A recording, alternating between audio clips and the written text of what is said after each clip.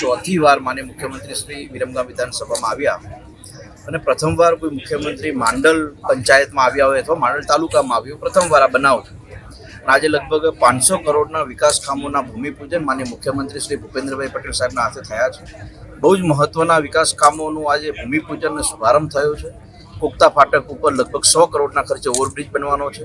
વિરમગામ નગરપાલિકાથી લઈને માંડલથી દસાડા સુધીનો 4 લેન રસ્તો 285 કરોડ રૂપિયાના ખર્ચે બનવાનો છે. એનું પણ ભૂમિપૂજન આજે માનનીય સીએમ સાહેબે કર્યું છે. સાથે જ વેટલાપુરથી કડી તરફનો જે રોડ છે એ રિસર્ફેસિંગ 55 કરોડ રૂપિયાના ખર્ચે થવાનું છે.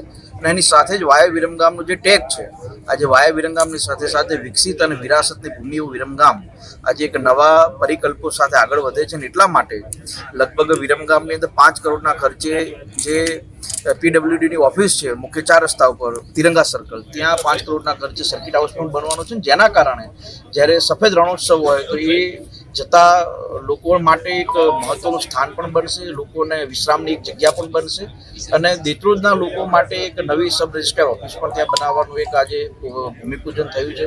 એવી રીતે અનેક વિકાસના કામો માન્ય મુખ્યમંત્રી સાહેબના હાથે આજે ભૂમિપૂજન થયા છે. માંડલ અને વિરમગામ ખાતે જે ધમકી બાબતે પદાધિકારીઓને જે ટકોર કરવામાં આવી છે, આ બાબતે શું કહેશો? સ્વાભાવિક છે કે દેશના પ્રધાનમંત્રી માન્ય નરેન્દ્રભાઈ મોદી સાહેબનો એવો અભિગમ છે કે કોઈ પણ ભોગે સ્વચ્છતા ઉપર ધ્યાન આપવામાં આવે.